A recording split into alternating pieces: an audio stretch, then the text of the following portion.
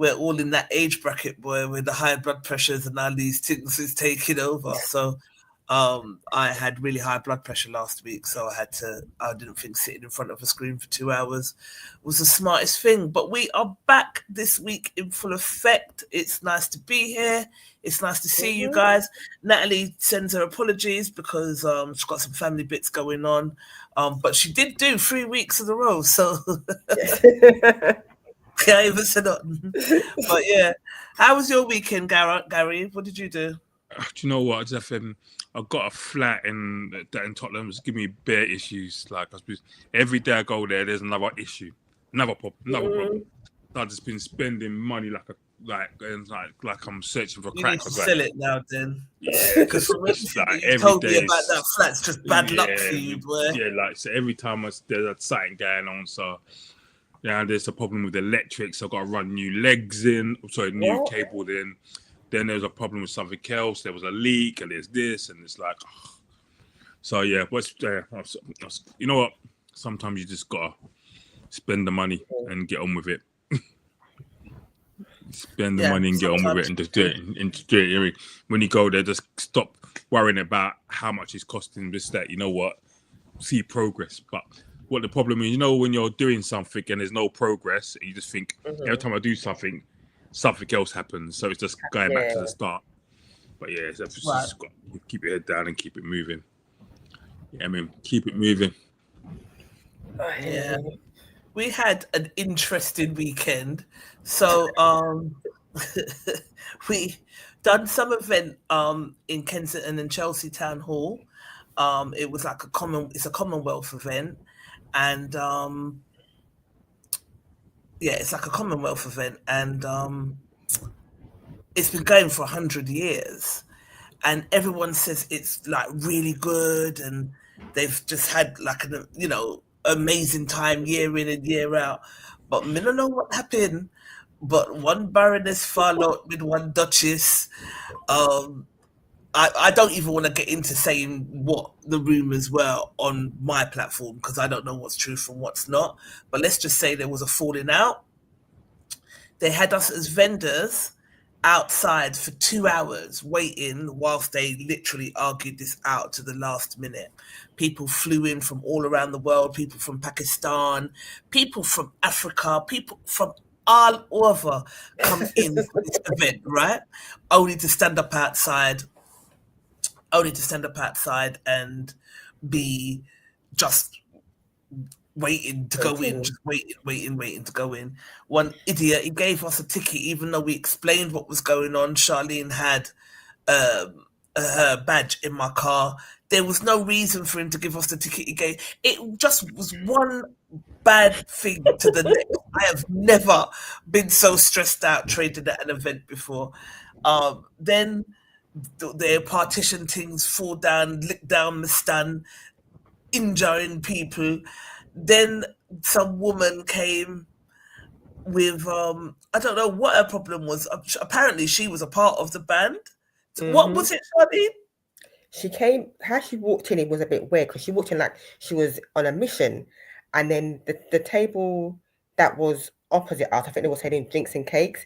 She went to dive for them, and all of a sudden you just see security come in and manhandled her, and she didn't want to come out. So literally had to physically force her out. So when the security guy come back in now, I said, security girl come back in. I said to her, what happened? She said, she at the door. I said, how did she get past? She said, she pushed through us. She spat at one of the securities. We were told that when we got her out, we were then told that she was part of the band. I'm like, what's she coming for? Oh, she wanted to stop the whole event. She wasn't. I have never experienced such a madness in my life trading. Like hours standing up outside, and I'm usually really not patient for these things, but I was just like, well, let's just wait because they was like really trying to negotiate. But when that woman came that was part of the band that was trying to stop the whole event, when they were dragging her out, she was kicking her foot left, right, and center. All I saw was foot trying to stop her. So, what is going on? It's not a full moon. Why are they behaving like this? Then we left from there and we went to trade in Brixton. That was like pulling freaking teeth. And then like we got circled by a whole bunch of crackheads, and I was like, not today, because hi Dominique, how you doing? Thank you for being here. Yeah, we was just like, not today, because we will have to block fight with these crackheads, boy. But then I think they left, which was good, because I was, do you know, not today. Very stressful weekend, I might say, but it's good to be here. We made it through. So, what did you do, Jigs? You're on mute, by the way. You're on mute. On Saturday, I worked in my 9-to-5 job, and it was actually really quite weird, because obviously my job. So a young person came in, and she's works in a professional field. Let's call her an accountant. She came in as she's not an accountant, but to say she call her an accountant. So in a professional field, she was 19 and she had chlamydia. So we're just going through the normal talk and doing the normal stuff. And then I said to her, "Oh, how old's your partner?" Just to ask him. And then she was going all sheepish. So I said, "You're 19, babe. You can sleep with who you want to sleep with. You're not an issue. It's like you're a big woman. You're 19. You can sleep with who you want to." She goes, "Oh yeah. He's 47. 47." I was like, and she looked at me, and I was like, "Okay." And she goes, "Well," I said, "Well, is he your teacher?" She said, "No." I said, "Well, she's an apprentice in this firm." So I was like, "It's a power imbalance." She's got like she said like four partners, and they've all been in the late 30s or early 40s. Because of the industry, because she's doing this apprentice, that's all that when she goes out for drinks, that's the sort of people she's mixing with. So then I remember at the end of the consultation, she was a really nice girl. And I said, "You know what? Just want to say something to you before you leave. Not this is totally off the record and just between me and you. Don't be judging some of the 19 or 20-year-old boys by the guys that you're seeing, because they're going to be very immature compared to them, like in the conversation. So don't block these people out thinking, oh, this person's not my level. But you kind of got to let people develop and stop being in this." And she was like, "Oh yeah, I hear what you're saying." And I left her. I thought, "Because that's my child. What are we saying to her? Like, really? Yeah. What? Like 40-odd-year-old man." Like, I don't know. 21 years old, 22 years older than me. Ooh, jeez. Hey, good evening, Davina. How you doing, Sugar Plum? Nice to see you. I don't know. I mean, there was something in the group. Now, what would you say if your daughter? I'll go to it, and then. But whilst I'm looking for it, what would you do if one of your daughters came home? What would you say? I don't know, but it depends who it was with. But to be honest, I don't think either of them would bring them to meet me like that, because unless it was they're getting married to the person or something like that, I don't think they'll bring them some man. So the man's same age as me in that age group. So I'll be like, "Well," so you would just be like, "Well, going, Jigger, you good? Yeah, brother. What's going on? No, Mr. Hugger." Same age as me. You can't call me dad. Exactly. Mr. So yeah, it's a bit weird, but yeah, it was. I mean, as I said, sometimes when I'm at work, some of the things that happen, it's just weird. And not weird as in, it's not like I'm judging people, but it's just weird. Right. This changes, like, and maybe because I work in it, I normalize it in my own mind. But I was saying, and because she was a young kind of mixed race girl, I was like, and obviously she thought it was weird because she was sheepish about it. yeah, she was kind of sheepish about kind of like that. So not obviously, and I said to her, "There's no safeguarding. As far as I'm concerned, you're a big woman. You sleep with who you want to sleep with. You marry whoever. Yeah, but I mean, unless it's because she's I did say because you're an apprentice, I'm not too sure how that stands if it's somebody you work with, because that could be something. But I said so, and she goes, "No, it's no one I work with. It's just other people." I said, "Okay, well, if you go to a club and meet a 50-year-old man and you like them, you like them." I thought Davina said a thing saying, "I'm cool with it." I was like, "Huh?" No, she's saying she's cool. She holds them well. I was like, right, okay. So hang on a minute. Let me play you lot this, because someone inboxes to me, and I thought it was quite interesting. Now we're on this topic. Hang on. Share screen. Share screen. Facebook. All right. Can you see my screen? It's rolling. It's rolling. Yeah. Can see it? Okay. Yeah. Take off the mute. Yeah. You know that the only reason why I'm in your face, or the reason why I'm on the phone with you, is because I want money. So why when I say the things that I want and need to get done, you want to act slow? And now that you're blocked and you cannot speak to me again, you want to call down my phone because you confused. Why are you confused? Why are you confused? Like, y'all like to act like young bitches is just over here waiting to get with your old crummy ass. Nigga. That's not what this is. You know the age difference between us. This is not no organic situation. This is a transactional situation. That's what it's gonna be. So why you wanna act like boo-boo the fucking fool when the girls start talking about? I done told y'all asses that these women don't want y'all.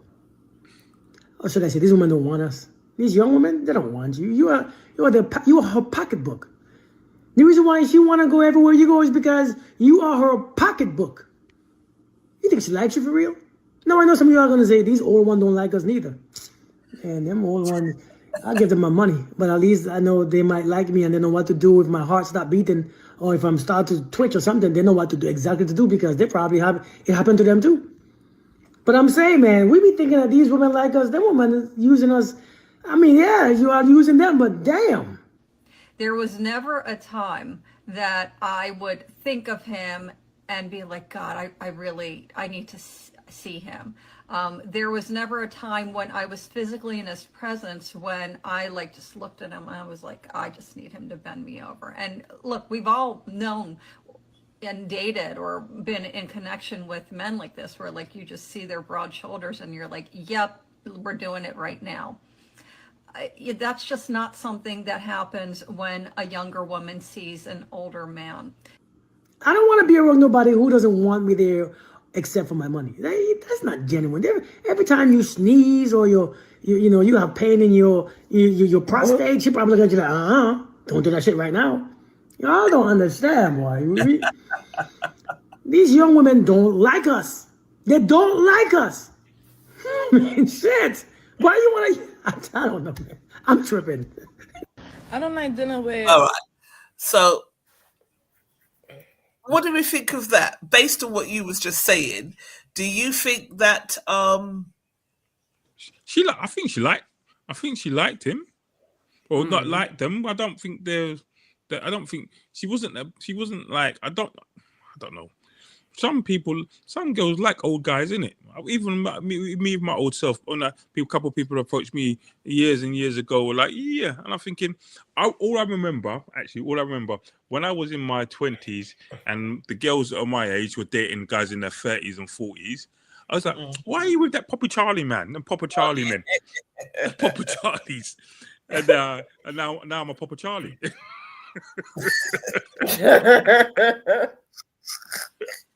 But do you think that there is some sort of daddy issue, or do you think that something's genuine? No, I mean, there could be some issues, like some daddy issues or some sort of personality or kind of issue. There could be, but when it's a casual thing, with a casual, it depends. It all depends if you're calling them your girl or not, in it. So if it's a casual thing and it's just link and buy you a burger and chips and everyone's happy, then that's good. Burger and chips, you know. You know what I mean? Everyone's happy. You know what I mean? Everyone's the kid. You know what I mean? About the drink, When they come to your house and you start bringing ready meals, then that's an issue. Yeah, because they over got ready meals with you. It's an issue. You know what I mean? Let me ask you this, Charlene. You've dated older. Names will not be mentioned on this podcast, but you dated older. What was your reasoning behind that? Did you? How was it for you? For me, I just felt that I had naturally attracted. What was the age gap guys. first? What was the age gap first between you guys? 22, 23. 23 years. Older. What kind of Zimmer frame Robin? Zimmer frame Robin, you know. 23 years older. Bomba red. Okay, so all right. They didn't look their age. They didn't look their age, so and they didn't act their age. But look at back then, I didn't see anything wrong with it, but now I do. Yeah, you do have daddy issues sometimes, and that was myself. Yeah, you're looking for that unconditional love from older guys that at first it seems all nice and whatever and what have you, but it doesn't last for long. It didn't last long for the first guy when it lasted for what? 15 years? And then he turned 75. Two and a half years, and then the second was nearly 4 years. So you've dated two older guys. Yeah. And how old was the other one? The one was 23 years older, and how much About older the was same. it? Lord. And you found them attractive? Yeah, there was nothing wrong with them. They didn't. I don't do look old is old. Can't do that. Not gonna do that. They looked very good for their age. They physically they look good. You wouldn't look at them and think, oh, okay, what's going on here now? They both did. If they both look old and crumbly, then no, that's not gonna happen. No way. Right. And for me, it was fine then. But looking back on it now, would I do that again? No. No. What's I think the some men, yeah, because I think some men when they get to a certain, and it's not for every man. That's why I say some men when they get to a certain age, it's like for them, it's like, oh, they're still able to get a woman younger than them. right. But maybe in the back of their mind, they're thinking, okay, as I get older, what's going to happen? Are they going to want to be looking for someone their own age? You know, are they going to want to be settling down quicker than they should do because I'm older? But yeah, my experience is that no, it did. Both of them didn't last long. So once bitten, twice shy. But I went back a second time like a fool. But yeah, do I regret it? No, I don't regret it. I don't. It just highlighted to me the second time, man. Like, nah, it's not working. I've got a motto, and people say it's wrong, but I don't really care. That you only regret things you don't do. At the end of the day, you never know how it's going to work out. Only regret things you don't do. When I told my mum, the first one, boy, I had to wait a little while before I told her. I had to tell her face to face before she had a heart attack over the phone, and she was like, okay, what's going on here now? I remember she was drinking a drink, a beer or something, and yeah, let's just say it went down the wrong throat. And because dating me. Yeah, she wasn't too happy, so she's like, okay, I want to meet him, and did that and so forth. And then when he did end up cheating, and I found out, and he spoke to my mum, my mum was just like, I don't want to hear anything. I'm not here to ask you anything.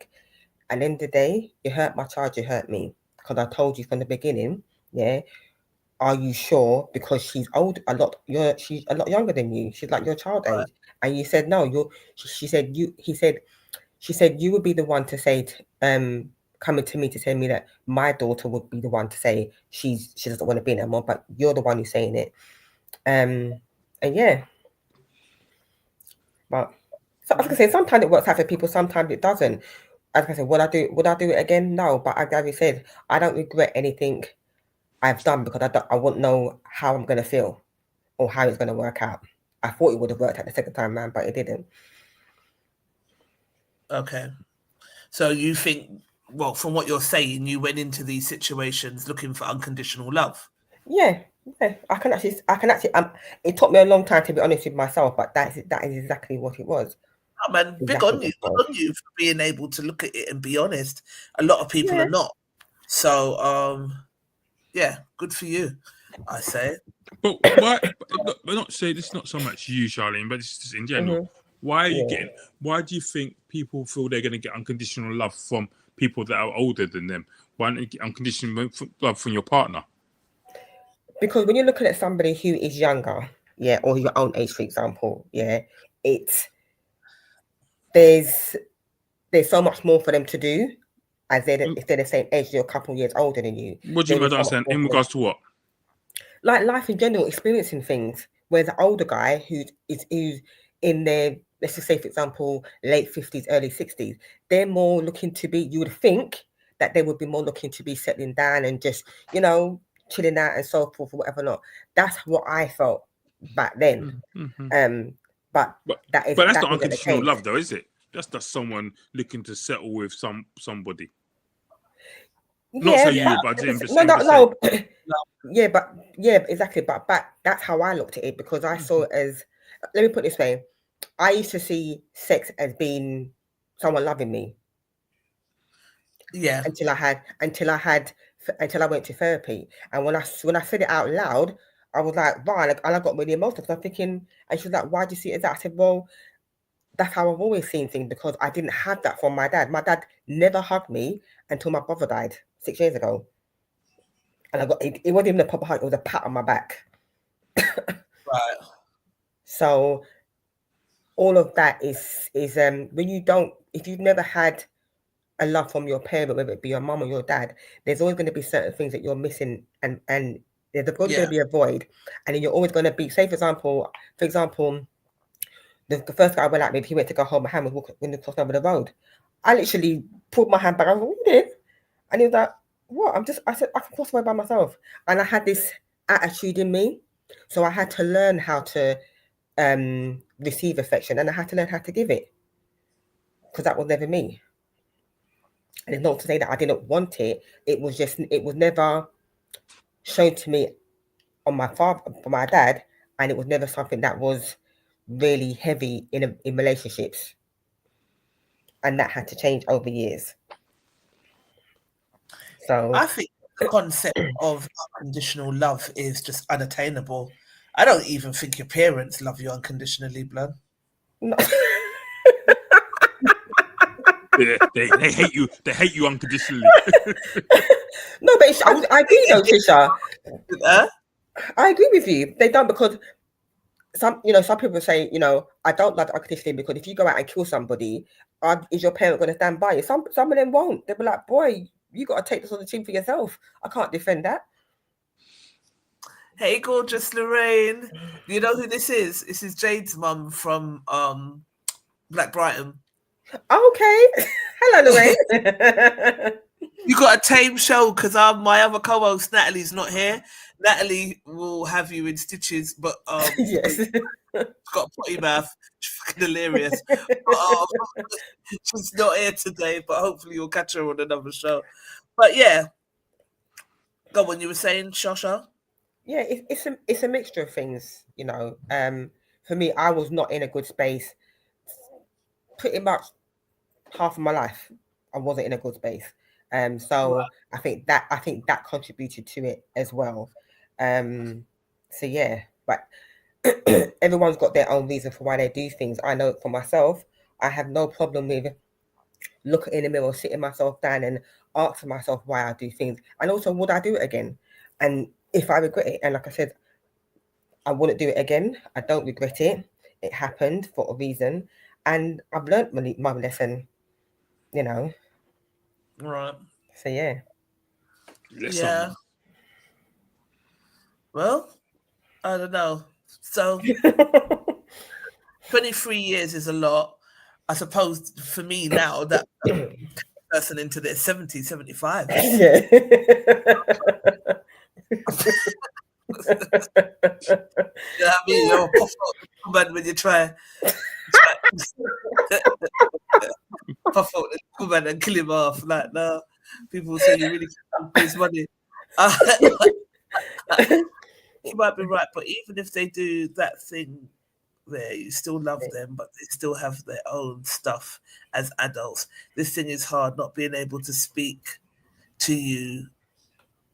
Lovelies. Lovelies? Yeah. Oh, I can't type quick enough. Yeah, I think unconditional love is a setup. I think it's a construct. I think you've got to love yourself unconditionally, and if you can't do that, you can't expect anyone to love you unconditionally. You've got to have an understanding of who you are as a person. Yeah, so you know, I don't know. But Gary, it'd be interesting to see how you would actually act if someone came. Yeah. One of your daughters at that age, I don't think that would go down well at all. I just think, I'll be like, why? I'll be like, why? Why are you dating like that? What the Papa Charlie for? Man, man, if your husband can't beat you, if your boyfriend can't beat you in a race, then, babe, what's going on? Yeah, it's true. if you have to run, if you as the woman has to run for the bus and wait for your husband, I'm coming. Then it's a problem. Yeah, it's a problem. So Gary, when you get young girls coming with those sort of problems, do you get the urge to want to speak to them as if as a father, as a parent, so to speak? Okay. I'll cross them. You know what? Do you know what? I think it's only in my job. I think there's been 2 times, actually 2 or 3 times that I've actually been moved, like felt really Bad. hard. For it, and both of them, 2 of them, one was 2 have been black girls and one white girl. And I remember I was working when I was doing the young people's clinic, and I was in Myland one time. I was doing a clinic, and this girl came in, and she didn't really want to talk to me. So I said, "Oh, why don't you want to talk to me?" And she goes, "Oh, you kind of remind me of my dad's people's age." And I said, "Oh, no, it's not like." We went through, give her a little couple of jokes and stuff. We were talking, and she sat down, and then she was talking about how many relationships she had, and it was quite a lot. I think it was like maybe she was about probably 15, 16, that kind of age, and was talking to her. And she said she's had like sex with, like, say 15 or 20 boys, something like that. So when I was chatting to her, and I was just doing a bit of kind of what we call motivational interviewing, just talking about kind of behavior change. And then I asked her, "Oh, why do you think she do it?" And she looked at me and she said, "It's because I don't have a relationship with my dad, and I feel that thing." And then she started to cry about how she really wants to see him or speak to him, but he sees her on the street and walks past her like he doesn't even know who she is. And literally, you know, when someone's telling you a story, it just touched my heart. And I was like, Yeah. I started to kind of whip out. I was like, no, and I wanted to like run 2 tears, because she was like, literally, when he sees me on the street, he ignores me. He just walks straight past me. I know that him and my mum don't get on, but I love him and I care for him, and I really want to have a relationship with him. And he doesn't talk to me. He ignores me. He doesn't. You know what I mean? And I was like, and after, obviously, I think my young lady wasn't born yet, so this is So, and I was thinking, I would never do that to Red A. Like, there's no way I could see her on the street and walk past her. Now, she may not want to talk to me for some reason, but I'm still going to be like, "I'm your dad. You need to acknowledge me at least." And it was proper like her. And I said, and then she was just there crying in my room, and I was like trying to. Then I want to touch her and like comfort her, but obviously professional boundaries. Boundaries, like, yeah, okay, yeah, well, you know, she's looking daddy or sex from you, one of the two. And then you got to be kind of be supportive, but kind of thing, and then talk about mentoring and counselling, and kind of it's not about you and blah blah blah. And yes, it may be that between your mum and your dad don't get on, and this is kind of impacting on your, just kind of do all that stuff. But I remember thinking, oh, that girl, I felt so bad for her. Yeah. And then I can't remember. And then this young white girl, I remember. She had HIV, but she was young. She's like 25, and she's only had one partner since she's 16, and and the last test she had was like 2 years ago. But she said she knows that her boyfriend, she doesn't believe her boyfriend would have cheated on her or nothing like that, and she was going at this guy from, I think, Guyana or one of them kind of countries. And so she got tested positive for HIV. And me and her were talking. She was just telling me the story and about how long that her and her partner have been together. And I actually believe that he hadn't slept with nobody. I think it was a parent to child transmission, mum to child. So I think he's had it since he's been a baby. Even though they've been sleeping with each other, they just haven't. For some reason, he hasn't passed it to her. That can happen. And like, she did a test like 2 years ago, and it was negative. And then, but he's had it. But the level of HIV in his body was so high, it was not. There was no way he had it for like a year or two. He's had it for a long time. Right. So we reckon it was a vertical transmission and he just basically just not passed it to her. And and it's just like Tevin's story, and then her, but I wasn't upset for them. I know that she's going to be able to have children. She's going to be able to live a healthy life. There's nothing good. We've got medication now, once you get you on the medication, you can't pass it to nobody. You can't give it to nobody. You can have a baby. Everything's blessed. So there's no problem with it. But just kind of, just kind of explaining that to her and seeing her face kind of be sad, not sad, just thinking about, she's 25, she's got a whole life, and she goes, oh, my life is kind of finished. I'm happy because I've got my boyfriend, the guy he was in hospital really sick at the time. But yeah, I've got him and I love him, and families are so close and this, that, and the other. But yeah, I just feel sad that I'm not gonna. I said no. Explaining, but kind of taking her from one position to another position was really cool. You get any kind of that feeling for her, but just so most times I don't. Most times I just think people are idiot. Literally, I just think people tell me stories that I'm just like, are you dumb? Are you okay? Yeah. Yeah, like, brother, and most of it's guys will tell me some stories, and I'm like, and then they look at me like, even some black guys come in and they tell me a story, and I'm like, brother, come on.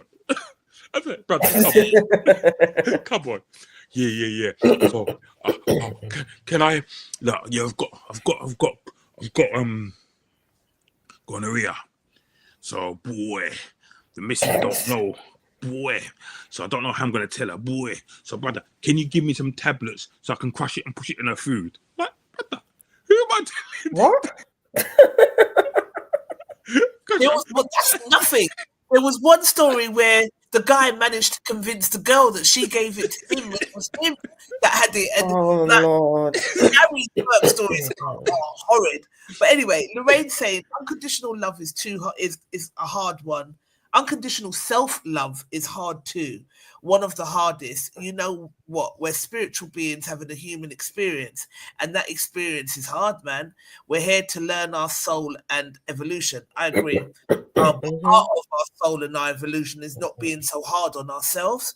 There's so many things that I've definitely had to learn in terms of loving myself, and the chapter never ends. It's do you know what I mean?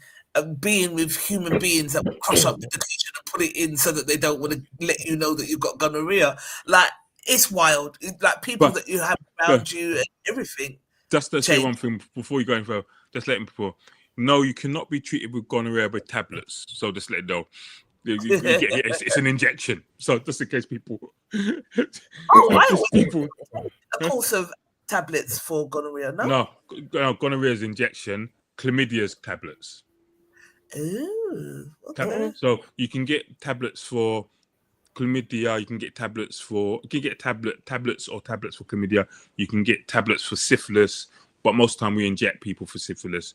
But you can get 2 weeks with doxy and stuff like that. So there's ways of taking it. But with gonorrhea, it's injection. Actually, to be honest with you, now if you're certain people in the world, we've got a vaccine for gonorrhea, so you can get vaccinated against gonorrhea now. Oh, okay. From about last 2-3 months. So now, since Black Pride was when we first started vaccinating people for gonorrhea. Okay. Yeah, so you can get vaccinated against gonorrhea. So hopefully, eventually, it'll be eradicated. Yeah. Well, you know, I don't trust none of these lots of medication. Me don't know about that. Lorraine said, my dad has done this to me. Really, Lorraine? On one occasion, the worst was at my mum's funeral. Some men are cruel, but not all men, thank God. Oh, wow. Yeah, having strained relationship with your dad has a real impact. Really does. Hi, everyone. Have a good show. Thank you for being here, Angela. How you doing, Sugar Plum? Okay, so. By the way, people listening, this wasn't a topic. It's just we were chatting about something and we just end up going this way. Yeah, Lorraine, we don't even know what the topics are. So it's not a structured show at all. Okay, and we catch up and we have a laugh. And we talk about serious things as well as, I mean, last week I wanted to acknowledge the people that were hurt. That train massacre started. That train massacre started from East London, you know. So how on earth did he get from East London to Birmingham, stabbing everybody and such? No, he didn't stab. It was when he got to a certain place. That's when he started stabbing. He wasn't stabbing. It was yeah. Oh, he had someone at Ponting Dock. Yeah, no, but he was on the train and he went somewhere. He got on the train and then went somewhere. I don't think he was on the train all the way. But I wanted to acknowledge the people who were hurt in that, and do you know what I mean? Just basically say, you know what? Some people are brave though, Trish. You see the white guy, the old white. He nearly made me cry when he was on GMTV. So white guy, he's a Nottingham Forest supporter. Got stabbed 6 times, a couple times in his head there. He said that he saw the guy with the knife. He looked around the train. He realized he was probably one of the oldest people on the train. So he thought he would protect all the people. He was going to protect all the people and try to get in way between him and the guy with the knife, and then took some stabs on behalf of other people. And he thought, like, how brave is that? Like, literally, I put my hand up to brother. I can't say I would do that. I'd like to think I would, but I don't know if I could do that. I would like to think I would, but it would have to be a collective effort. Everyone jump this kind of everybody exactly. It's just beat him not to death, but beat him if you can't hold a knife. What the hell? And you know, the first thing, and it's bad, because that shouldn't be the first thing that I thought. But I was like, I hope they're not black. That was the first thing that came to my head. Please don't be black, because we're already in very strenuous times. So we do not need black people running around stabbing people on a train. Like, what the fuck? So when I read it, I was like, oh, shit. It's been calm though. I've not really seen too much, but I'm sure that, you know. Do you know what? I'm just happy. To be honest, I'm not happy he's a black guy, but I'm happy that he's not an asylum seeker, because that's what they're really trying to roll on. Yeah, I was just happy it wasn't the side, because the way they're going on with people like Reform and GB News and them people there, I was just like, you know what? It's sad. But anyway, you know what? That's sad that the whole obviously Jamaica. Sad. Yeah, it's so random. It's not something we do. But it's just random. Like, running around stabbing random people. Like, who did that? I mean, we had the other guy. What's the one? The black guy who had mental health. I think he had mental health. He had mental health. In the one in Nottingham, who stabbed the two little kids. Yeah, I mean, so. Black people, like, don't get used to doing this nonsense. It's a bag of nonsense. We do not do that. Running around stabbing people and for no reason at all. No reason at all. Just slashing innocent people's necks and all this kind of nonsense is ridiculous. So, you know, it's sad, and I just hope it doesn't happen again. I don't know what this is all about. But yeah, I was going to talk about that last week if I didn't have this high blood pressure boy. I mean, I get auntie problems. It's true though. I used to hear about your aunties having high blood pressure. No, me had the auntie with high blood pressure. It's frightening to see, boy. Can you see my screen? Yeah. Yeah. All right, I'm going to put it on full screen mode. Okay. The bill's $516, so I'm gonna just take out what I got, and then y'all can just split the bill on your own. Nah, but everybody's splitting the bill, so why are you taking out what you got? Respectfully, if you didn't have no money, you should have. Respectfully, I'm not paying for your steak, and I'm not paying for your mac and cheese, I'm not paying for your mashed potatoes, I'm not paying for your 5,000 drinks. I mean, I know I paid the restaurant. I told Nas before that I was splitting my bill, and I'm not paying with y'all because I told you what it was. Go through the messages. Nah, you should have just stayed home. It's the person. It doesn't matter. It is a birthday thing. When you go to somebody's birthday, then you spend bread. I'm sorry. Why y'all getting so loud? Why y'all getting so loud? Nas, get your people incorrect because I'm not paying for their stuff. I'm not paying for their stuff. I'm not paying for their stuff. Respectfully, I got myself chicken wings and French fries. Here until the bill is paid. Oh no. Y'all gonna stay here and split the bill. I can pay for my stuff, baby. Yeah. And nobody said y'all couldn't pay for y'all stuff, but all I'm saying is I'm not paying for y'all stuff. So I'm gonna go tell the waiter to split my shit, and y'all figure it out. 7 wins. If that makes your pockets feel better, babe. It does. It's gonna make my shit feel way better. Yeah, I guess. I hope so. Alright, so Alex. She didn't come out with money tonight, so you need to split Alex, just can you put my bill on a separate thing, please? Because I don't know why they talking jazzy over here. Well, no, there's only one Alex, dingy, dusty, racist prick Sutton, yeah? Where'd that come from? I don't know where that came from. I have no idea where that came from. But is she wrong? That was posted by Alan B, by No Bravado member Alan B. Is she wrong? Go, Gary. Comments, let me know what you think. Is she wrong for going out and basically saying I'm paying for what I ate? I am not paying for your 5 million drinks and your mac and cheese and your this and your that. Is she wrong? All right, I ain't got a problem with splitting the bill, but if you know that you're going to dinner with certain people who like to have a bag of drinks and order the whole of the menu, yeah, then no, I'm not going to split the bill. I'm not. But I know that when I go out with my friends, then yeah, we can split the bill easily because we know that we've had more or less our bills going to be more or less the same anyway, so I haven't got a problem with that. Okay, Gary. Look, as far as I'm concerned, for me, if I'm going out for dinner, I'll split the bill. Do I feel sometimes I don't, money doesn't mean that much to me in that perspective, so it's not about the money. But I think sometimes I go out, it's really weird because all the people I go out with, or if I go anywhere, because I don't drink alcohol, most people are like, Jigger, you're good. Yeah. You're good.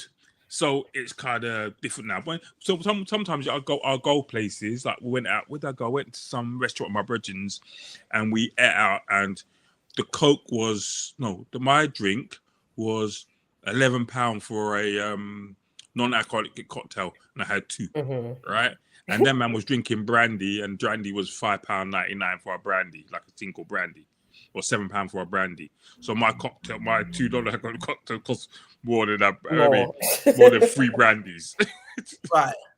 So I put in, and we just paid thing. Now if we go to, I don't know, Stalk Bay, and we eat thing, and the drinks up thing, then man ain't asking me to pay for your meal, Jigs, everything is, we'll take care of all the drinks. So I don't mind that. Is she wrong? She's not wrong if she stated it from before she went in the restaurant. She's only wrong if she states it afterwards. If that makes sense. So if you have agreement to split the bill, and then suddenly you don't do it, then you don't. Then it's wrong. If you made it say, look, before we go in, I'm not splitting the bill. I want to do because people. I keep saying to people, you need to make sure this stuff clear before you order your food. Have that conversation before the food comes to the table. Yeah. Is everyone all right splitting the bill?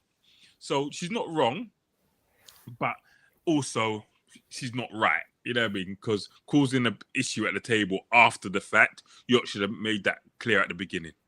My opinion. She said she told the birthday girl, Minna, it.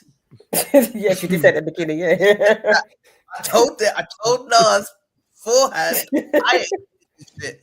Minna, do it. So I guess it's down to the birthday girl.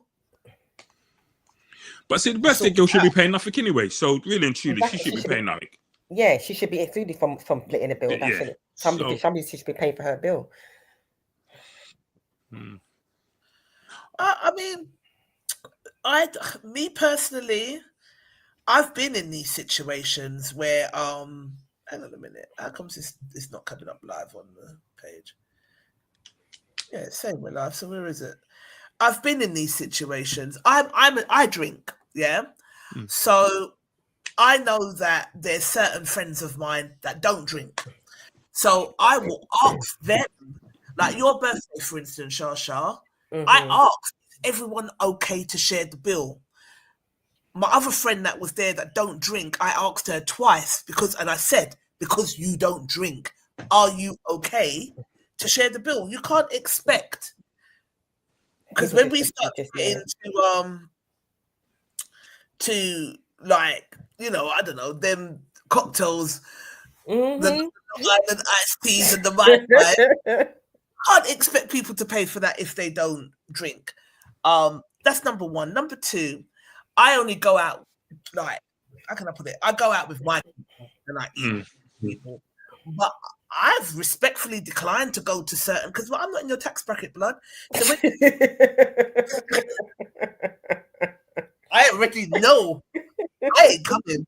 Happy birthday from afar. Let me send you little flowers. And I'm not in your tax bracket. I can't afford all of that. So I'll do it.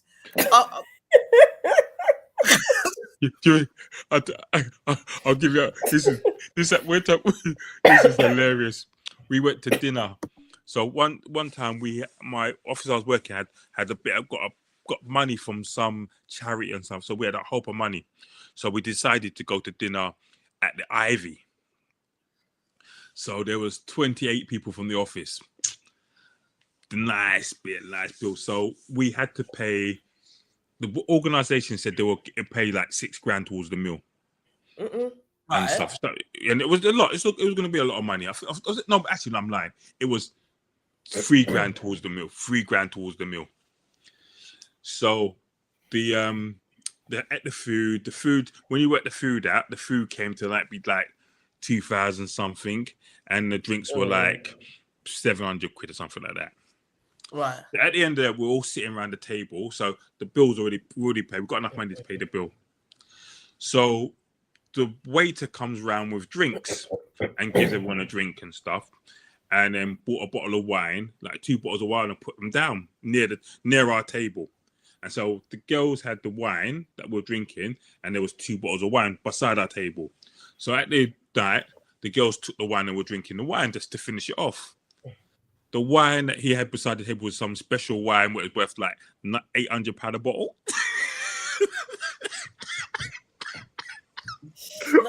because it was beside the table, they just thought it was the wine that we were given. Yeah. So the way it goes, so it come with the bill with extra £1,600 on it. It says that we had to pay. So I'm sitting there like, I don't drink alcohol. And the girls are saying, I'm not paying that because we didn't drink it. He goes, those wine bottles are and he showed us the price tag. So he goes, but why did you put them by the table? Oh, we left them there for to give to other people when they come in. No. Goes, but it's beside our table. So big hoo-ha, they said they're going to call police on us. Big NHS organisation.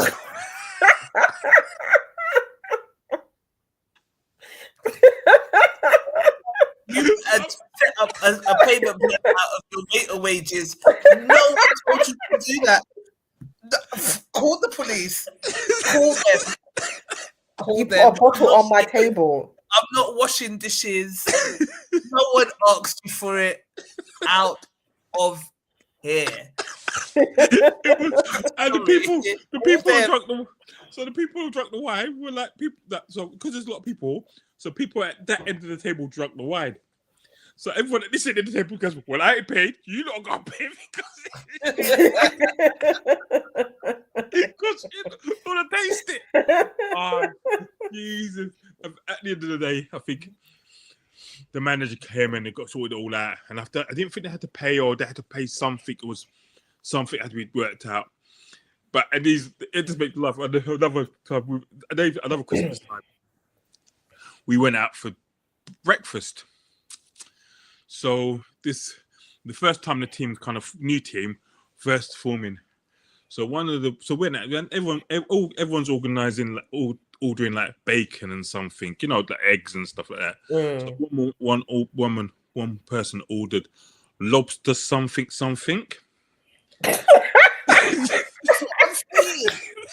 You're gonna have to pay for your lobster. It's your face, Trisha. Your face. So she ordered lobster something. So at the end of the breakfast, everyone's sitting there. The bill comes round, so the manager pays for all the drinks. So then she looking and thinking, "Oh, aren't you paying for the?" Because she thought they were paying for the food as well. What you get, you look at glasses. Yeah, that's what you get because it's out to order. Oh God! So the manager goes, "Okay, the bill's got to be split for people." So everyone's looking at that, like the food on it, so everyone's paying for their bills. Yeah, you want the lobster. I'm sorry. And it wasn't even a hop of money. It was like £37. But everyone else's bill was like £7.50. You had lobster. Pay for your lobster. Like when everybody was saying, like, around the table, because that would have irritated the hell out of me. Because I know when I go out with certain of my girls and that, like even when we go out to dinner jigs and all of us, it's just like we're splitting, but we know no one there taking the piss like that. But I've been out in them situations, bare champagne coming to the table, and I'm like, I'm the calculator. I'm sorry. And I don't like to be that girl. It's embarrassing when everyone's at the table like this. But in them situations, when you gas off. I'm not paying for it. No. Certain of my people, we go out, we have a drink, we have a meal, we split. You know what I mean? Definitely. But no, I'm not paying for no high check. Showing off. No. I mean, I'll do it. Lorraine said, but that's why I don't eat out in groups with people I don't really know. I'm sorry, I'm not doing it. Lorraine said, I think I need to think about it because it depends who it is. But if you're someone who takes the mickey, you're not taking it out of me. That's right. Oh, was it a birthday? Oh man, come on! If it's a birthday, then come on. You know it might get heavy laughing at that. For their birthday, not my birthday. I'm sorry, because she's got a whole bag of friends that she doesn't seem like she's that familiar with, and they had a whole load of drinks. I must pay for that if I don't drink. No, I don't think it's right. This happened to me recently. Says Rose. It happened to me recently with a female friend. She wanted to split the bill, and I didn't have a problem really, but she left the majority of her food. So paying for what you hardly ate, no. You know, I mean, no. Do you know what? I took a friend of mine's child out one day. We went somewhere for went some nice, not restaurant, because he was not naughty, but just have a little conversation and stuff with him. So for his birthday, he got some money, so we were going to go shopping and blah blah blah. So we ordered some food. We ordered some food. He ordered the food, so I was going to pay for everything.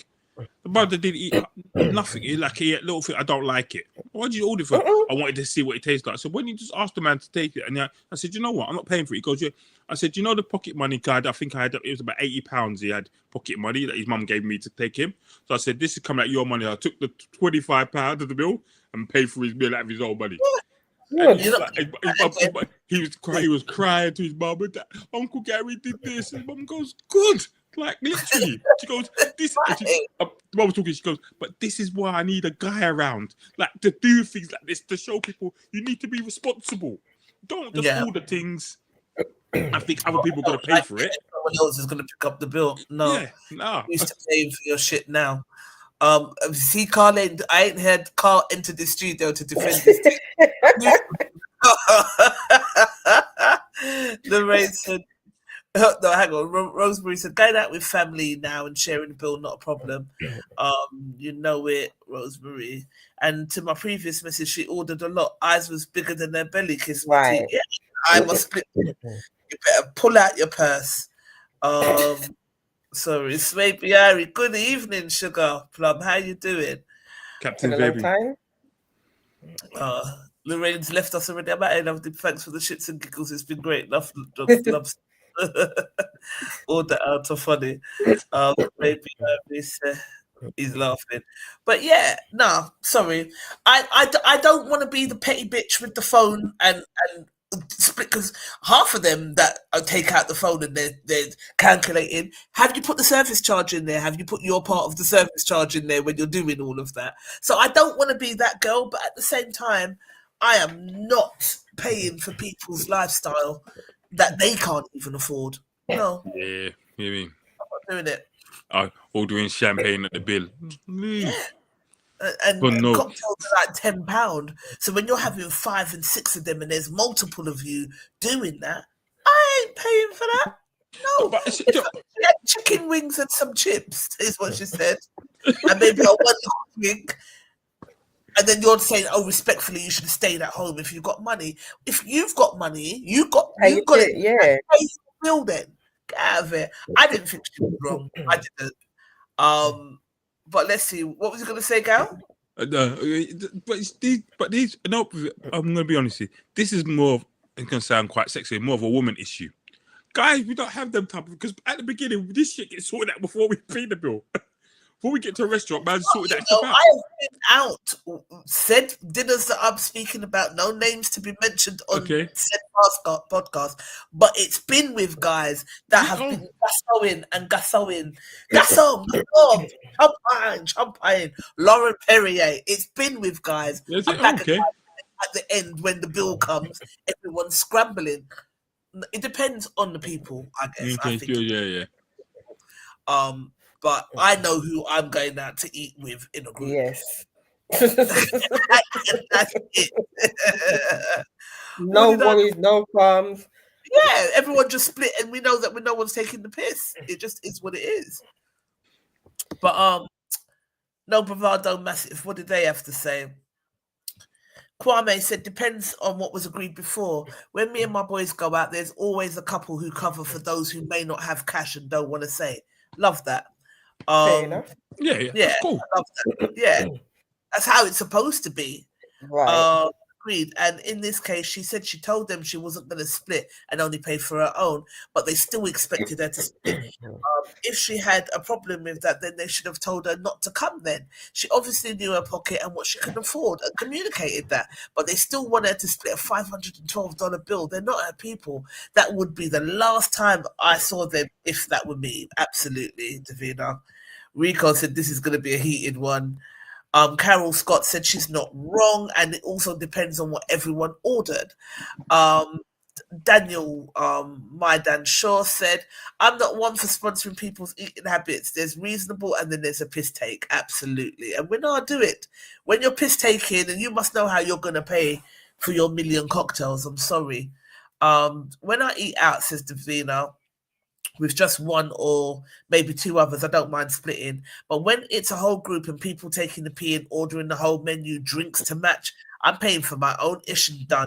To be fair, in all of my time eating out in big groups, 9 times out of 10, everyone pays for their own order, and there has never been any passa about it. It's always just been assumed that we pay for our own. Shah said, I don't mind splitting the bill, but when you're ordering a bunch of things, please make sure you can cover your bill. Right. Jan Pink said she's not wrong. To avoid discrepancy, especially pay your own bill. Some people eat and drink more than others. I might have one drink and then the other person's having half a dozen. I might order a burger and chips and someone's ordering lobster and steak and chips. I'm not about to pay for someone else's bill. Pay for what you eat. Simple. Rosemary Douglas said she's right. I would have made it clear from the start I'm only paying for what I ordered. And it sounds like she did, and they were still giving her jib at the table. So that would have gone all the way left for me, because there was one girl in particular, like, respectfully, you should have stayed at home. Shut your mouth and pay your bill. It would have gone left. Like, who are you talking to? But the thing about it is, if I wasn't there, it would still be the same bill. So what difference does it make? How does it make a difference? You still have to pay the same amount of money, because I'm not costing you nothing. I'm paying for mine, so I'm not costing you nothing to pay your things. Right. So if I've paid for my things, why are we arguing and getting loud? And you should have stayed at. Or people come out with no money. If you've got so much money, pay for my chicken wings then. Right. Raggedy. I'm trying to watch my language, because you know I want to call her a raggedy. Oh shit. Okay, it's come out.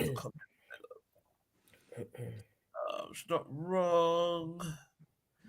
Anonymous said, Trisha, there's both right and wrong. Who's right paid what they had, cut and run? Who's wrong is left to pay what they could slice, but it collide.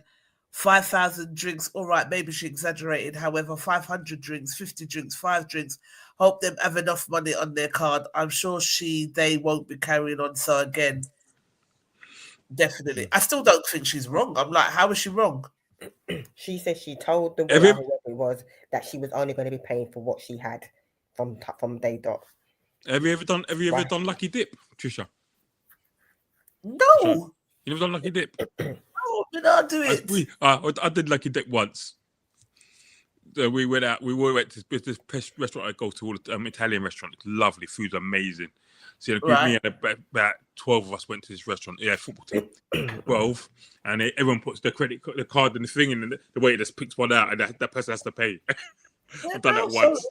Done it once, and no, I didn't pay it. It wasn't me. Another guy. I'm not doing it. I don't hang my hat where I can't. I just don't like embarrassment. I don't like to show off. When I was younger, I was frivolous with money. So I'd buy me champagne and I'd have me little drinks and whatever. And I was more frivolous. The older I've become is the more responsible I've become. And I guess just I've always had money. I've had money, and then I go through difficult periods. Like there might be patches, like everybody, that they have different financial periods. So like now, I've always worked alongside having my business, so to make sure that I've got money, and then I'll have whatever happens with the business happens. But you've got your money coming in. Now I've decided I'm not going to work for anybody again. It's just purely my business. Of course, I've had tough weeks, but then me sitting around pretending that all is just to show off and fit in, I'm not doing it. I'm just not doing it. I don't have it. Me I can take my loss and invest, as Butcher Benton said. While putting breath. You know what I mean? You've got things to do with your money. When you get older, you ain't got time to be showing off. I really don't. So there's certain things now, like when I look at it, like even raving, I don't rave that much anymore anyway, but there's certain raves I'm like, what? So what? If I've paid £80 or £90 before I've even started, then you got to get outfit, then you got to get haircut, then you got to get that's like you're working at £400 before you've even like I'm not doing it anymore. I'm too old for that shit.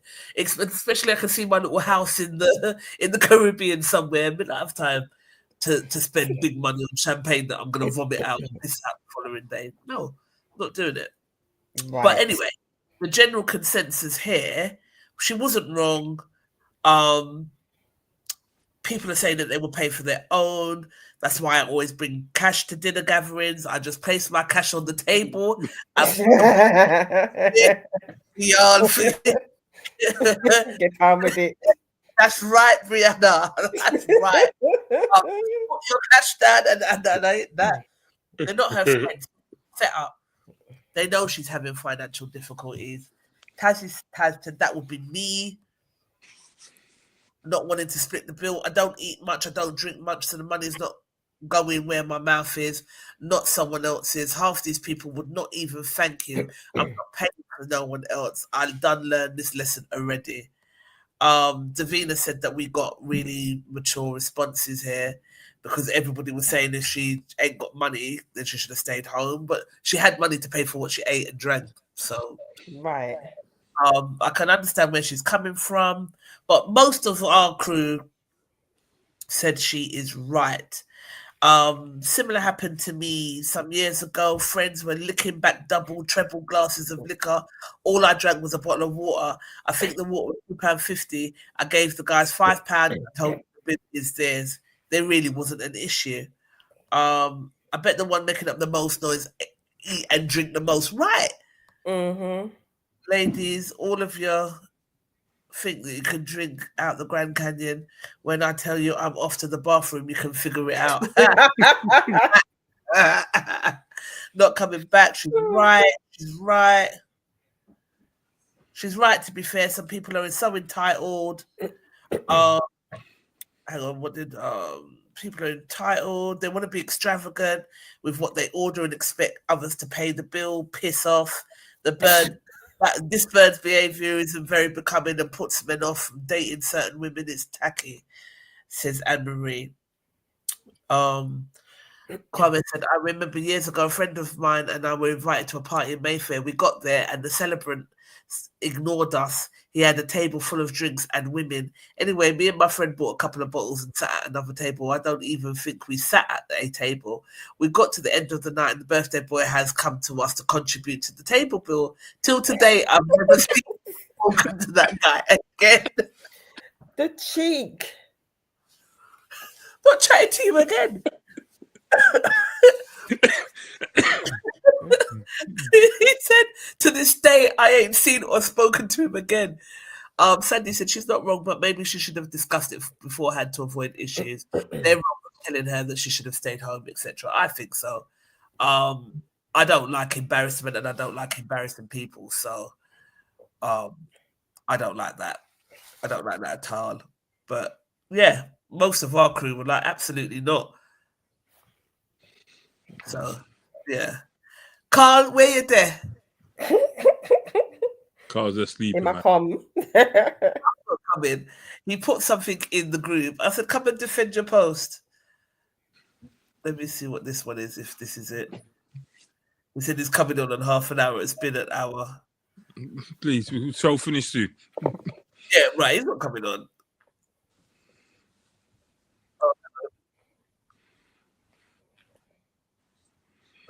Can you hear that? I can hear it, but I can't. Who's that? Carl. See it. Can't see it. This is Carl's post. So let me share the screen.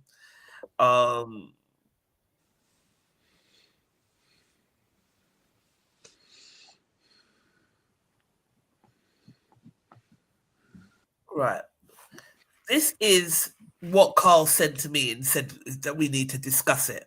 So this is this gentleman's opinion. They wait for the winners. It's why we see women leave relationships 7 or 8 times out of 10. And it's not because he's a winner. It's not because he's chasing excellence and accomplishing great things in his life. It's usually because things aren't working out for him. Women really don't care about a man's struggles. They wait for the winners. It's why we see women leave relationships 7 or 8 times out of 10. And it's not because he's a winner. It's not because he's chasing excellence and accomplishing great things in his life. It's usually because things aren't working out for him. Women really don't care about a man. So I disagree. What say you guys? Carl's probably right. Not Carl, but the video's probably right. Like, lots of people in relationships don't care about their partners. Jeez, women. They're just there. I'm saying that's about the women not caring about their partners, yeah? And just being there for the emotion, just be there for the quick ride. Is that what you're saying? He's saying that we wait for the winners. We don't care about men's struggles. We just wait for the winners. So if there's a better opportunity, not all, but if there's a better opportunity, they will go and jump to the fresher catch. I've seen that enough times. With men doing it to women, not women doing it to men. Women do it to men. Charlene, what say you? I don't. She's one of the culprits.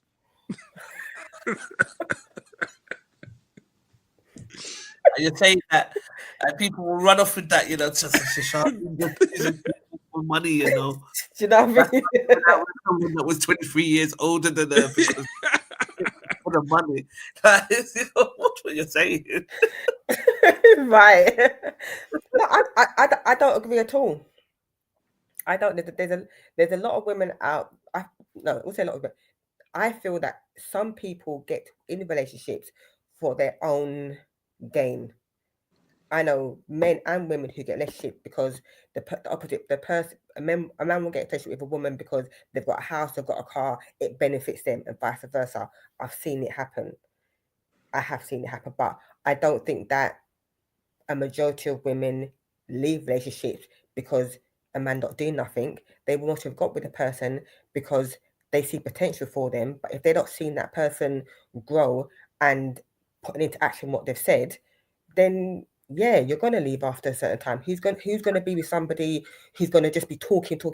I'm not somebody who does talking. You can talk your little heart off to me, but if I don't see nothing progressing or you're trying to do certain things, I can't, and I'm not going to.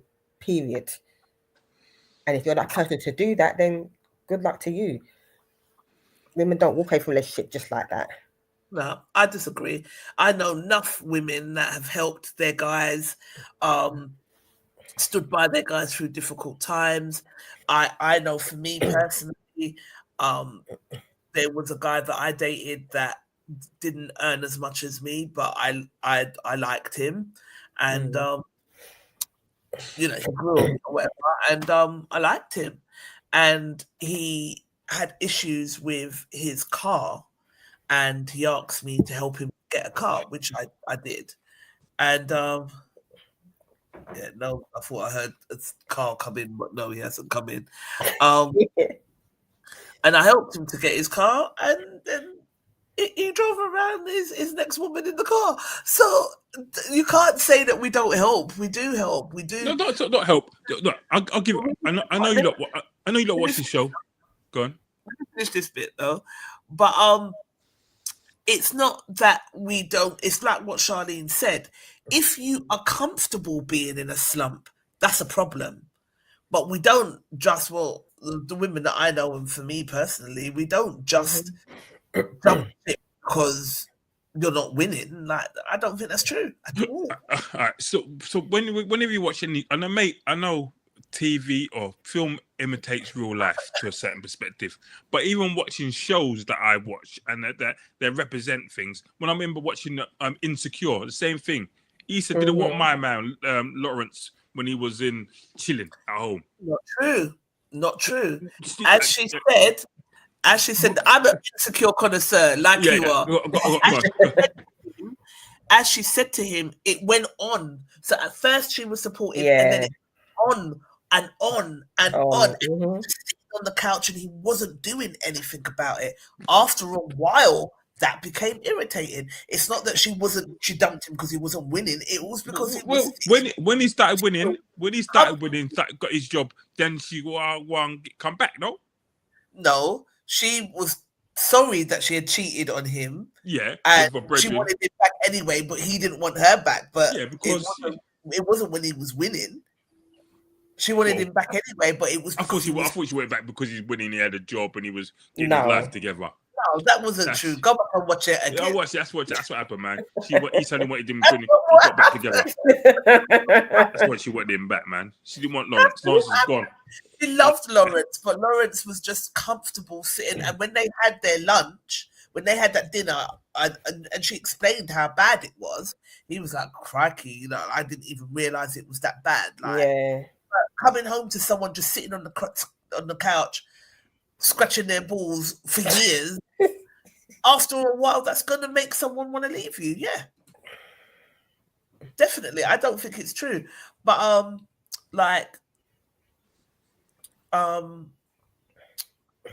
what did there was some comments on it. Hang on. Winner. I don't hear you anymore because you're chatting shit. He's determined that he's going to talk. There wasn't much comments on this, but let me show you what they did say. There's enough women that help their men.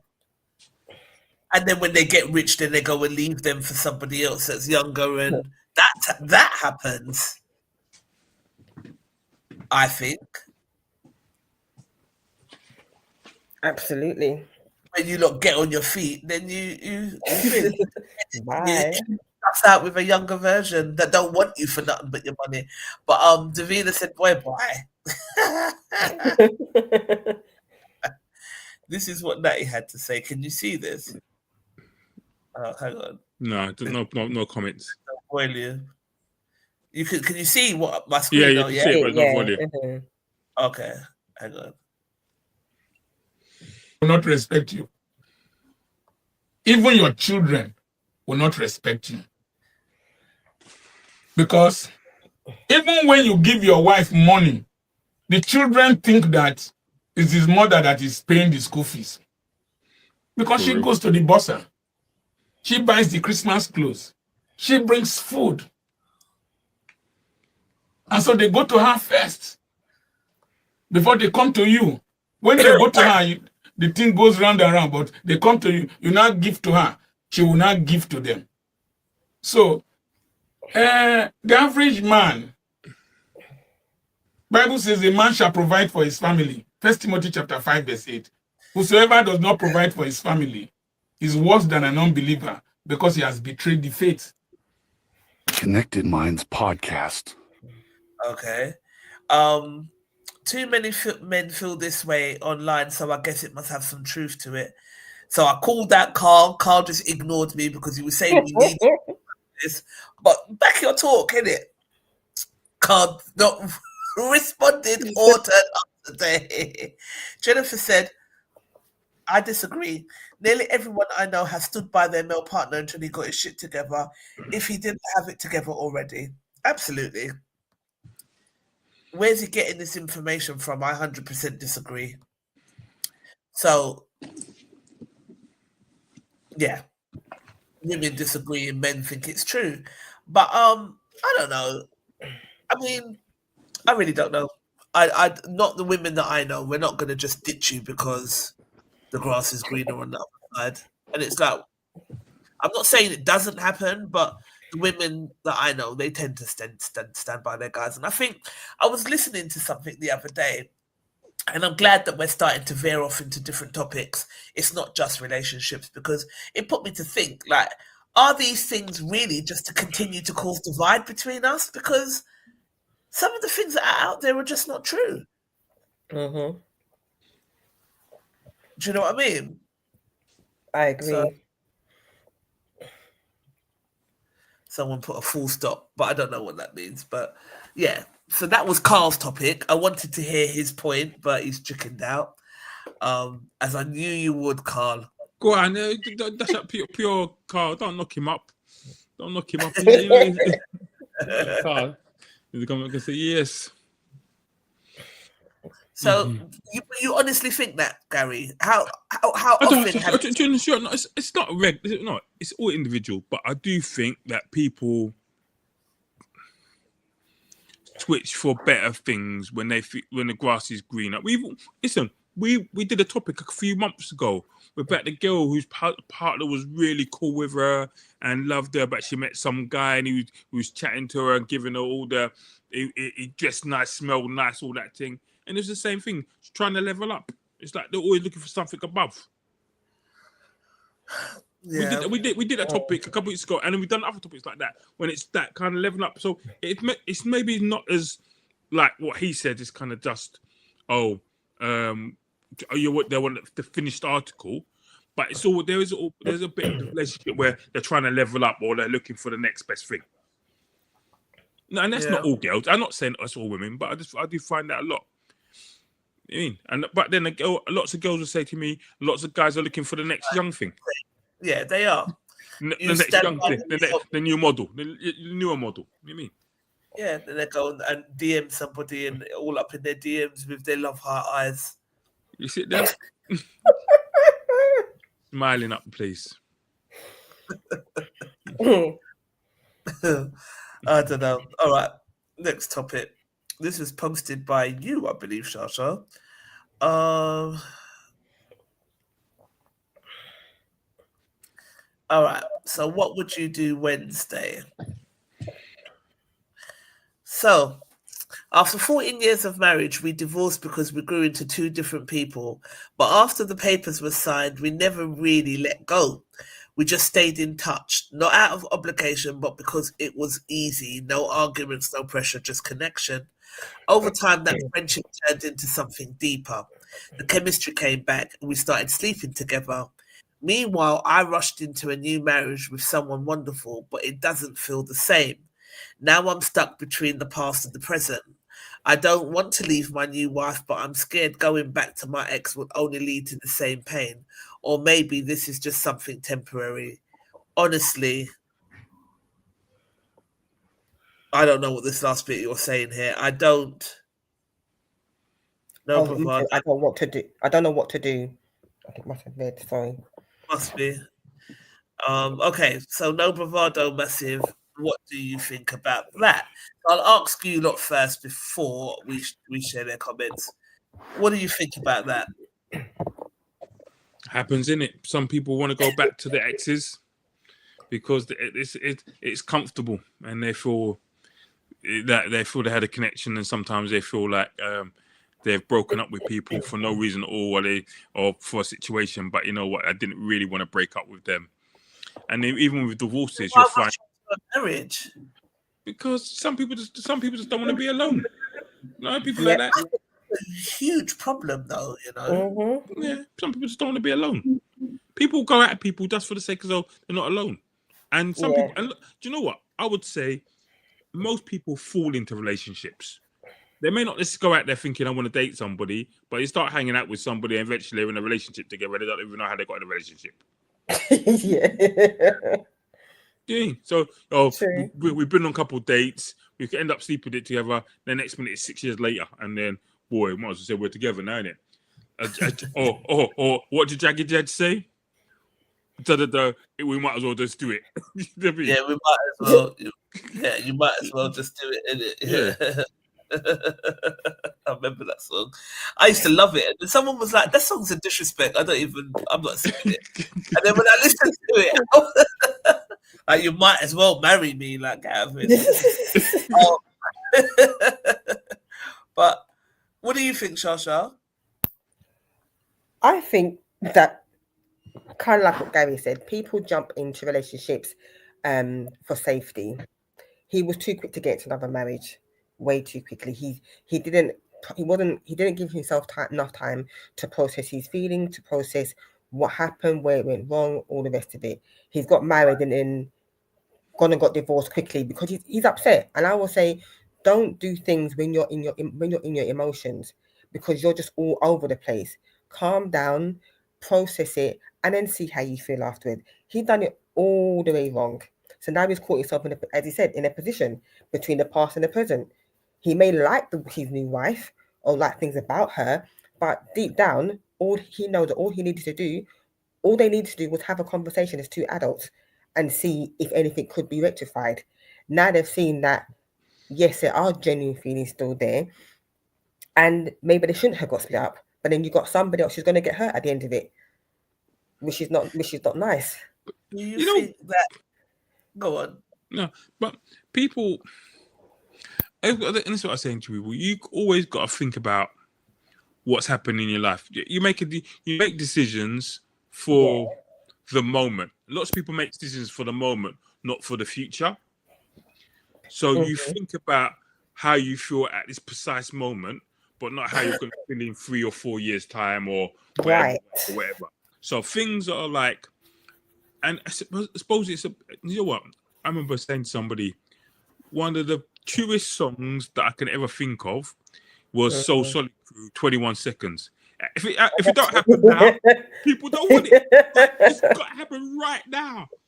You got 20 seconds. I got 21 seconds to make my mic. I got to make my mark. Like the rest of your time is finished.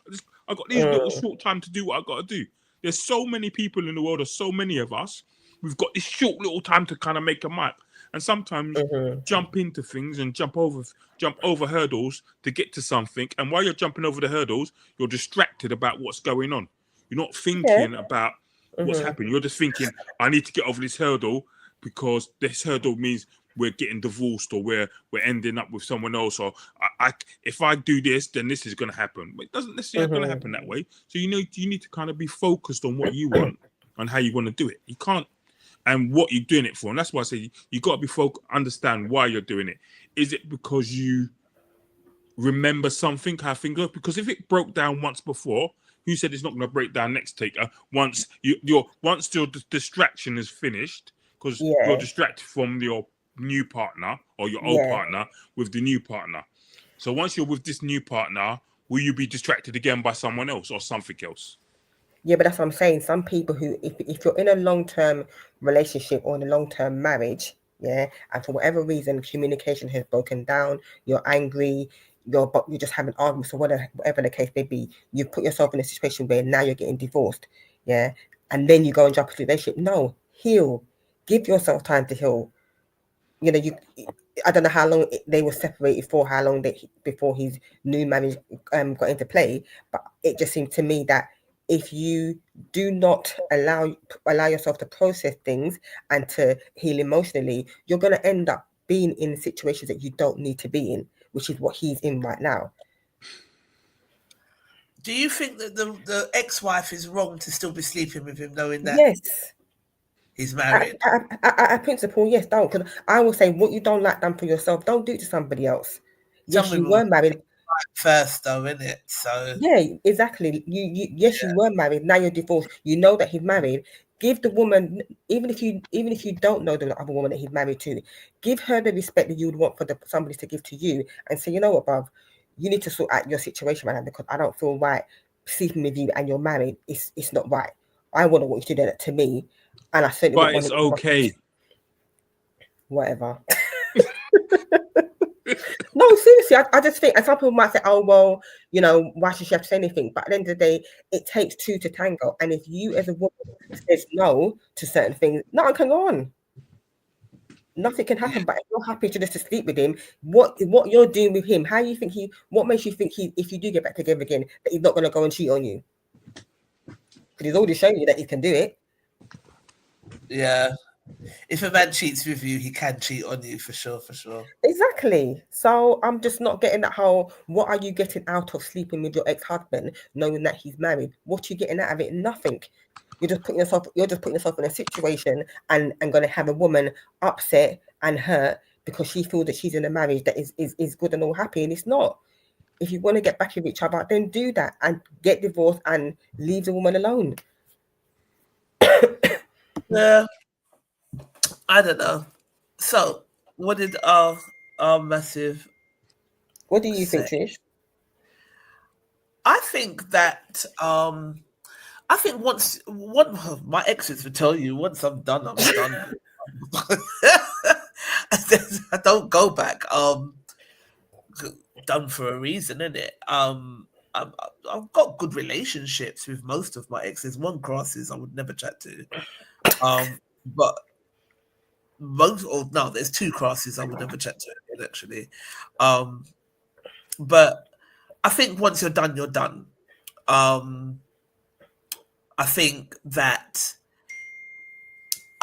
it is basically what you was talking about. Is for me, it was what is the issue? Because sometimes, like, even I feel like I spend a lot of time single, and like you talk to people, and they're like, "Oh, you're single," and the head goes to the side, and then Oh, it's my best life. Half the time you're in these relationships and you're not happy. So you're just in a relationship because you don't want to be alone, or you want to be able to say my husband or my wife or whatever the case may be.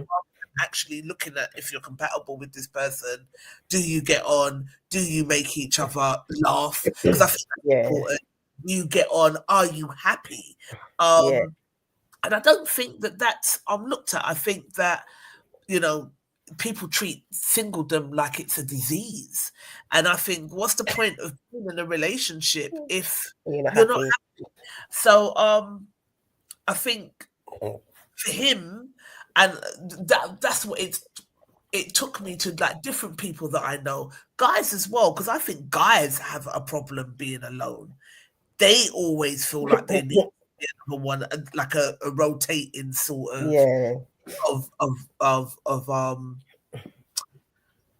like women. They can't be on their own, so they'd rather just put up with stupidness than be alone. And I don't get that. I think that's the bigger issue, is not comfortable being by yourself. I think that's the bigger issue.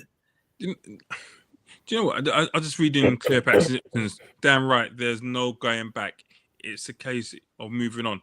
See, I think that's weird, because you know what? Sometimes there's misunderstanding in relationships, and sometimes you need to be apart from someone to understand. So I'm not saying you need to be I'm not saying you need to be sleeping with other people, but sometimes you need to take a step away from people. I can remember. I don't know if you used to watch Blackish. Yeah. Yes. When they got divorced, they kind of got separated, but they just kind of, whatever they did was get on each other's nerves, and and then it took something to bring them back together, and they realized how much they love each other. So sometimes you can separate, but you don't need to be, or you can be divorced, whatever. But it doesn't mean you don't love the person, who you can't go back to the person, because sometimes you just need some space to kind of clear your head. So I don't necessarily think I don't necessarily think once you've done with somebody, you can never get back with them. I just mean, Well, if you run off and get married, then I can say that. Exactly. But I mean, what, you back, Trish? Not if you got married to someone else. Why not? Why would you? If I got married to someone else and then I said, you know what, boy, Trish, you know what, I'm getting divorced from my wife, and because I want to be with you. I divorced my wife, and I'm talking, I'm going to be with you, but I'm showing commitment, aren't I? No, you're showing that you're mixed up. No.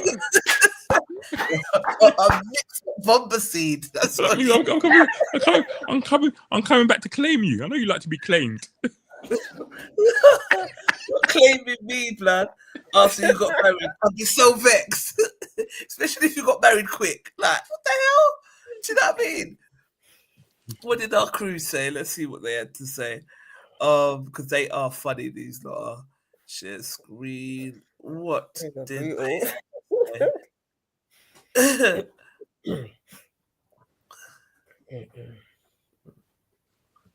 Hang on, let's see what they had to say. So, separation can make the heart grow fonder, in a few cases, but an ex is an ex for a reason, ultimately, says Daniel. Al Harvin said you're weak. Simply, you're weak, blood. Why you said that? He didn't come back to you. He needs to let go of the past. It's a fantasy, says Colette.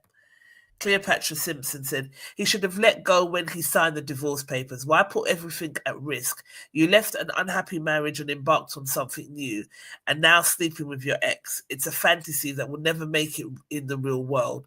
Put an end to this relationship with your ex. Stop communicating and get on with your new life. If you can't do that, then do the right thing and let your new wife go. on to live a fulfilling life with someone who can treat her with love and respect she deserves. You signed up for better or for worse. You're just giving worse. Yes, mate. Let me like that. You're just giving worse. 14 years of marriage, says Davina, is no little bit. So I truly understand feelings were still there, especially as you say it was all amicable. And yes, you can be friends with exes. Both my parents were friends with theirs. But here's the thing that makes you a prick. Sorry, Carl. You rushed into another marriage while still harboring feelings, for someone else. And here's another thing that makes you an even bigger needle word. You should you chose to cheat on your current wife with the person you're still harboring feelings. Cheating is a choice. Plus, your ex knows you're married, so she's not excluded from fault either. Yeah, definitely.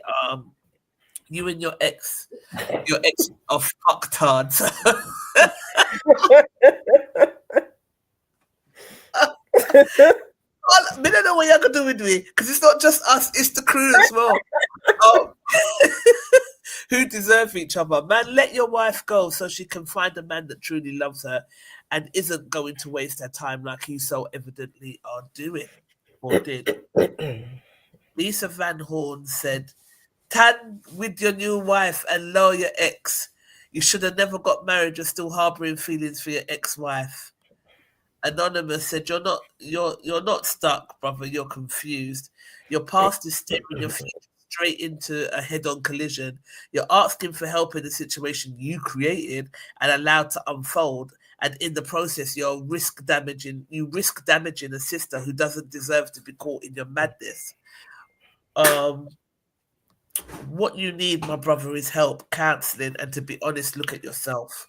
I say this from experience. I was once married to one of the most respected black businesswomen in the UK, a woman truly in her league of her own professionally, but her personal insecurities and unresolved issues became cracks that eventually destroyed our marriage. But like the brother in this discussion, she once came home unexpectedly and caught her husband in position she never even knew about. With Lord, with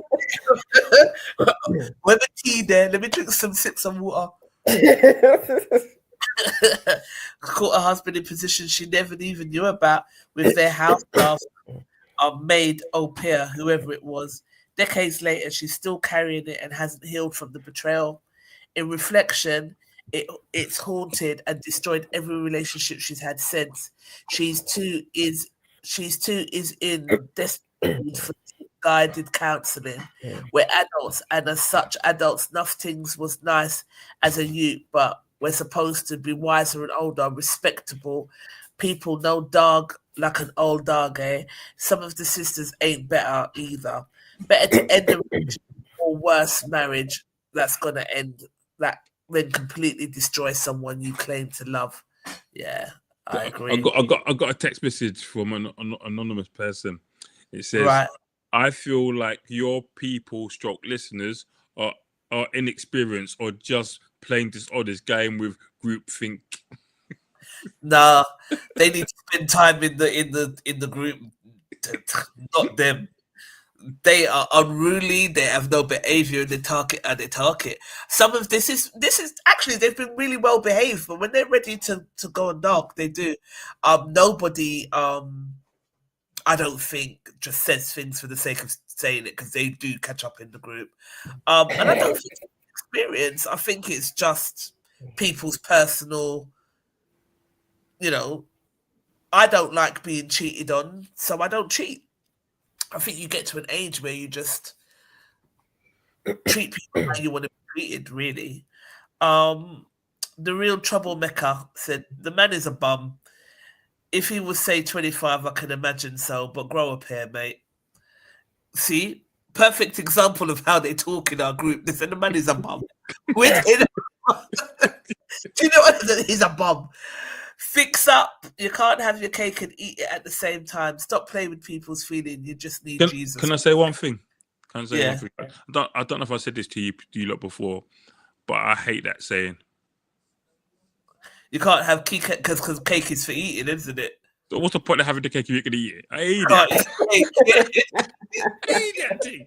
Like, if I got cake, the first thing I would do is eat it. No fucking what's the point of me having cake and not eating it? Cake, boy. Can't tell me I can't eat cake. Oh Lord. I hate that saying. Can't have your cake and you can't eat it too. What's the point of me having the cake if I'm not gonna eat it? Well, you know what she means metaphorically. But Jennifer, this is Jennifer's says he needs Jesus. She's an ex for a reason. Anonymous.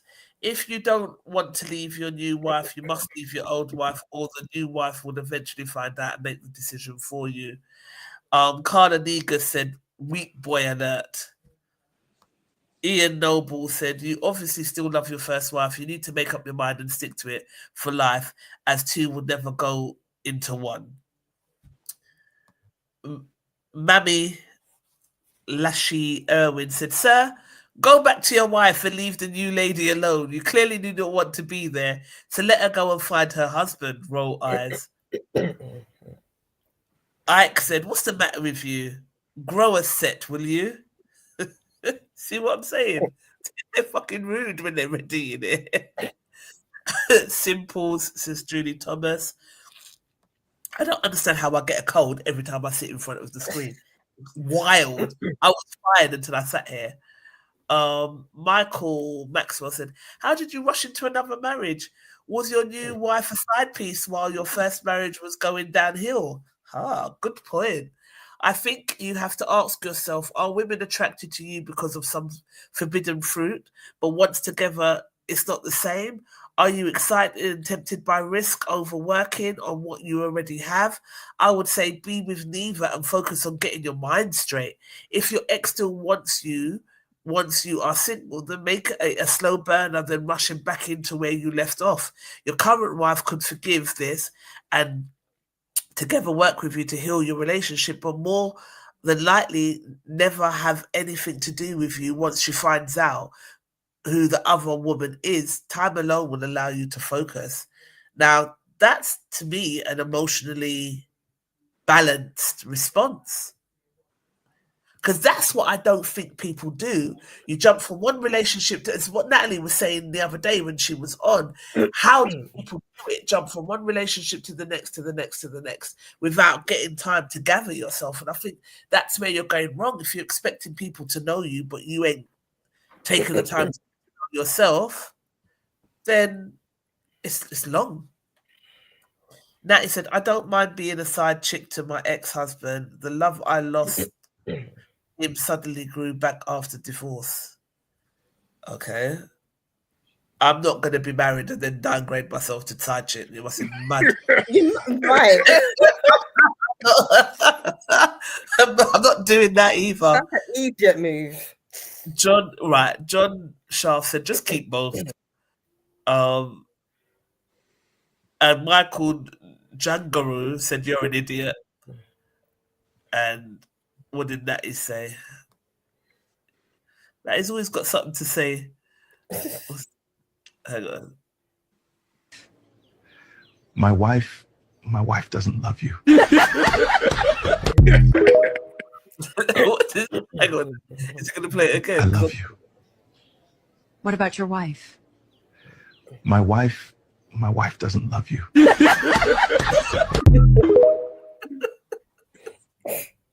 That's what they had to say. That is what they had to say. Hang on. Cleopatra said, why leave to go back? Make a commitment to what you really want. There's no point in being part of a wishy-washy process of do I want to be in it or not. Make a decision. Live with what you choose. Don't ruin people's lives because you don't know what you want. I agree. But that's it? You lot are done on this topic? Good. Good. Good. Oh, I've got no. Let me read that the next text as well. Hold on. Yeah, go on. Let's see what they say. Oh. Let me just get a tissue quickly because this is ridiculous. Every single time I sit down. Go on, read it. No, they're cracking jokes. They're cracking jokes. They said if they were with their partner and they wanted to agree with their ex-partner, they're gonna. I'm gonna tell her to add her name to the group. I'm gonna eat it. I'm gonna suck it, and I'm gonna lick it. Okay. All I heard was eat it, suck it, and lick it. What are we eating, sucking, and licking? What happened? the ex man, whatever. The ex-partner, whatever. They got divorced, whatever. We'll go back and eat it and suck it and lick it. Yeah, basically. Well, right. I don't know, because I don't want to sit up here acting like holier than thou. You know what I mean? But for me personally, I try not to go into relationships like, you know, knowing that the person's got someone. I don't do that consciously. The last person that I dated, I think. I don't know, but I think that there was something there. There was a marriage there, but he was very single. I didn't, you know what I mean? It was only afterwards, like years after, I think there was like, this person's. I'm like, really? I would have never have known. But if he had said, "Oh, I'm married," it wouldn't go there. But yeah, a girl I know was she was with somebody for enough years. Years. The person died, and at the funeral, his other family was there. Like, because she was trying to organize the funeral, and the person was like, "I'm organizing the funeral." And I've been with him for 4 years, and she goes, "Well, I've been with him for 6 years, and he's got kids with me." He ain't got no kids with you, has he? No, she ain't got no kids with me. Organise the funeral, yes. Organise it. I mean, I take on the financial stress. Go on with it. Go on with it. I don't even know if I would go if I found out that there was a whole family. Do you know what I mean? But I don't know. Oh, sorry, I read the text wrong. Sorry. So I'd eat it, I'd suck it, and I would lick it.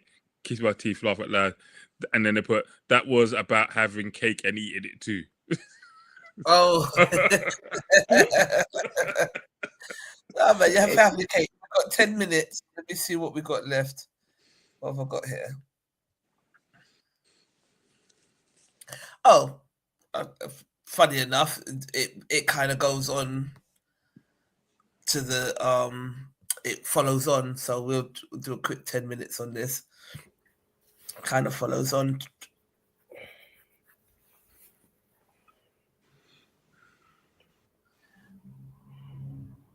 Maybe this is why I chose this.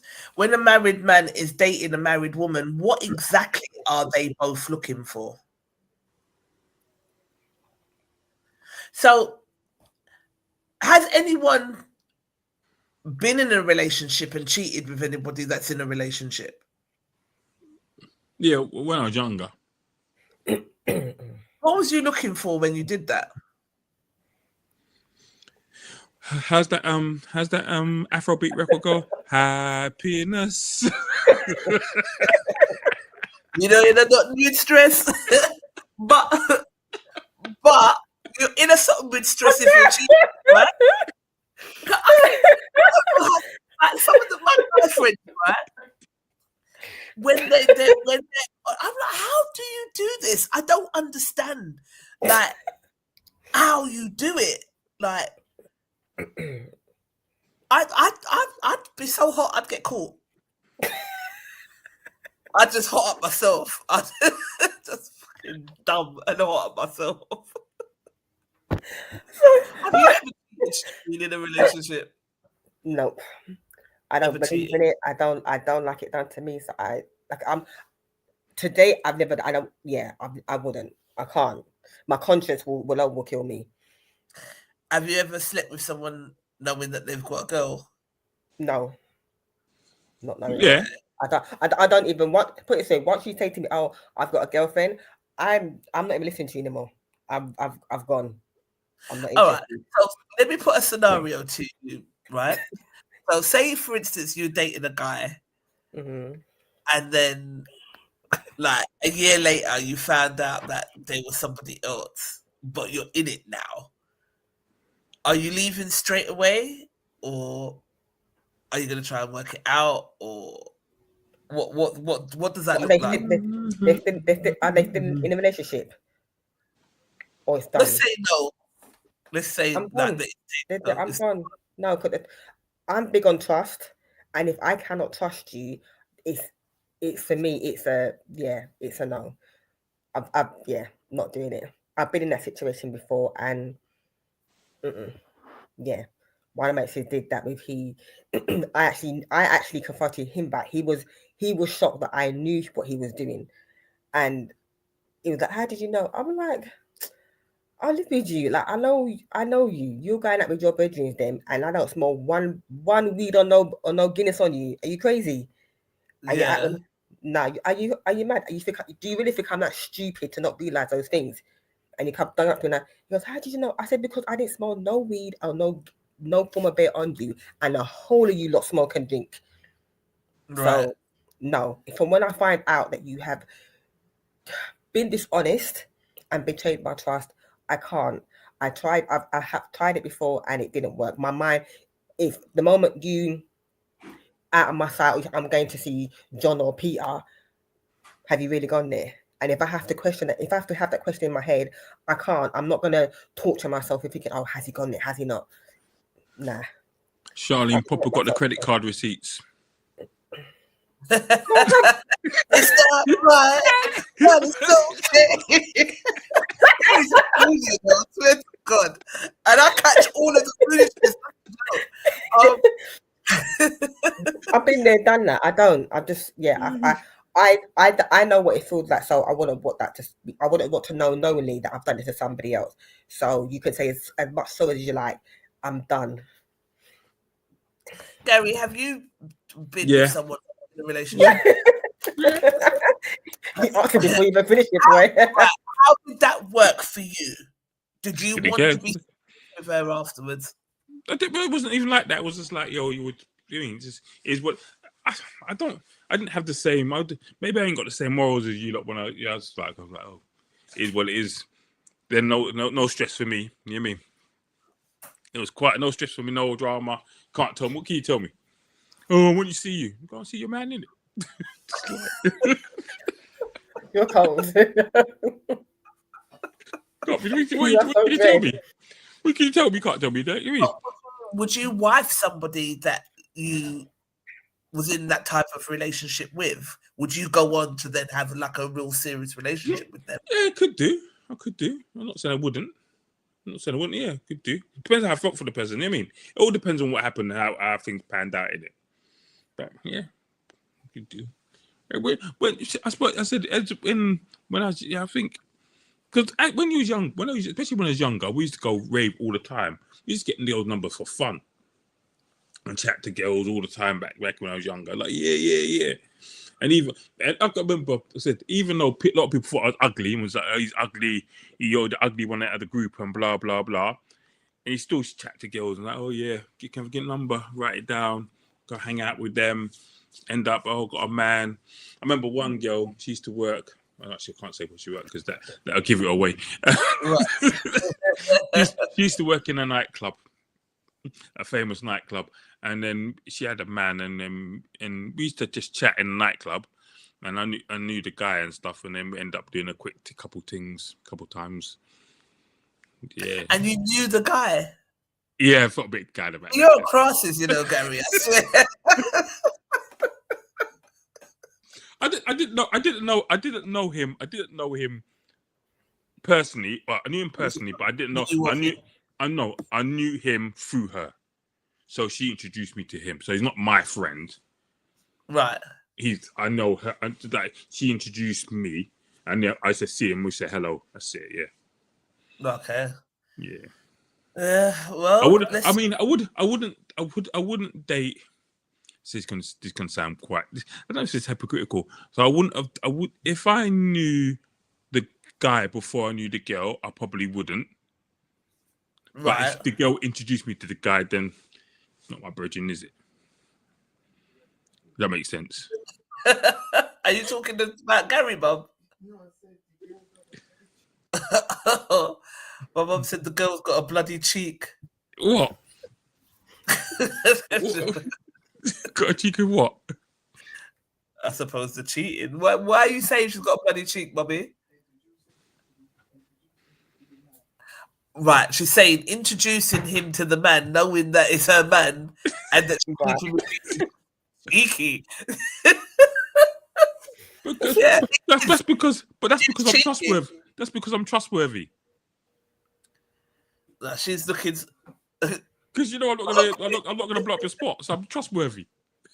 Keo Empress Charlotte said, "Mummy's right," but yeah, why would you do that? Honestly, looking some kind of mix-up, and you see how you're all right, but it could be just like really dangerous. Like I've never agreed with when guys are cheating and they take you into the house that they live with their partner in. It just puts their partner at just some risk. Like what? I can't do those things. I just don't think it's right. But anyway, we've got 3 minutes. Let's whiz through what our No Bravado Massive had to say on this topic. Charlene said they're looking for trouble. What they're both looking for? Trouble, problems. It can't happiness, says Kev B. A whole bag of trouble and even loss of life could be. Anonymous participant said many years ago at Drayton Road in Halsden, a quite unassuming, respected man discovered his wife, Mrs. V, was cheating on him. Her sister thought he needed to know. Her sister, thought he needed to know and didn't deserve what his wife was doing to him. The man, LR, completely lost it and stabbed her to death in a frenzy, and he cut out her entire V. Shit. So I wonder what sister thinks of that now. She was sent back to Jamaica to be buried, and they wasn't allowed to open her coffin. It goes a lot deeper. I actually frightened members of her family, telling them the story. They were shocked to know how I knew all the details plus location that many didn't know or forgotten, and of which happened years before I was born. But yeah, it can end horribly. I've shocked many with things not possible to know, also on level of medical science that doctors are clueless of. Okay, what happens in the dark will one day come to the light, don't usually end well. Spiritually, when you step into cross the line, what has been set as vows spiritually, you're bringing a whole bag of cross and curses on yourself. Watch and see. No matter how sweet you, it's going to sour you up bad, very bad. Patrick Charles says missing puzzles or peace. I said escapism. Dion said uncomplicated extras. And Sully Duda said anal. How that's even relevant, I don't know. Married and single freedom, says Cheryl Cummins. So yeah, that's what our No Bravado Massive had to say with married people who continue to cheat. Yeah, that's basically it. So yeah, we've come to the end of our show. It's 10 o'clock. That's a perfect ending. Anything anyone wants to say before we head off? Carl, you're a chicken. Carl's not even looking. Actually, you know what? I've been chatting to a friend of mine. Hope she doesn't mind if she's listening. Talking about hen nights. We should discuss this next week. So, if one of you is getting married and then they're organising a trip to a different country, to do a hen night like an exclusive, is it okay for people to expect everyone to go and spend like £1,000 in Dubai? We should that this weekend. I should write up. She told me a lot of stuff. I should write it up and then email it and put it in the group. Yeah, write it up and we'll put it in and discuss it properly. Yeah, because I think that if you are, I don't know, if I'm if I'm having a wedding, I would like to think that I would be footing the bill for my bridesmaids' dresses and stuff like that, because I'm not going to have a whole heap of them galloping behind me. There's going to be a couple of them couple of my whole bagger. Like, no, at this your big age, do you know what I mean? But I don't think, I don't know. I think if you are getting married and you've got it like that, then fine, do it. But if you ain't got it, you can't expect everyone to do it, and you can't be vexed if everyone can't. No, and that's Yeah. yeah. Yeah. Because I put it in. I try and get the next couple of days and that. Yeah, I'll get the full story from her. But it's like, and then there's like someone who's organising it, and the person organising it is organising it the same day as someone else has got something planned and all that. So that person have got to change their plans and open different mix up. Weddings and funerals bring out the worst in people, boy. People just lose their mind. I tried to stay in the background at both occasions. I tried to not get involved because it just brings out the worst. People lose their freaking minds, boy. But we look forward to being here on a Tuesday. Thank you for joining us, babes. You've got to come back on soon. We've been putting up videos on TikTok, and your videos are getting a lot of love. People are saying that what you've written about. K.L. Sharla's written a book called The Shiny Black Girl. Talks about incest, it talks about child interference, talks about the grooming process, and all kinds of things like that we need to be looking out for. So if you haven't read the book, head over to The Shiny Girl on Instagram. Her link's in the bio, and I read it in a day. I read it in one day. It's an easy read, and it's funny in parts as well. Some of it made me laugh out loud. Some of it's serious. Really good book, really good work you're doing. So we'll have to have you back on. But your videos have been getting a lot of love on TikTok. So keep going, Sugar Plum. And yeah, that is it. It is 10:03. My mum's here eating something, boy. It looks nice. I'm gonna go and party. Rob her of her food now. But yeah, next week, people, thank you for joining us. Thank you for posting. Thank you for commenting. Without you, there's no show. So thank you for keeping it going for all of the years that we have been going. It's a pleasure. We love it. We love you. Thank you. Yep. All right. Goodbye. Have a good evening, ladies. Watch him disappear quick. I know, like magic. Spotlight, adios. It's here longer than I thought it would be. I was waiting for you to say goodbye to Spotlight. Good night, Spotlight. Carl, there. That's all I got to say. You throw these hand grenades and don't even come on to defend your talk. It's all right. Derek's gone. Oh, God. Oh, God. Oh, dear. All right, Sugar Plum, I will catch up with you tomorrow. Yeah? Yeah. Yes, lovey. All right, lovey. Catch you later. All right, then. Bye. Bye, Mumsy.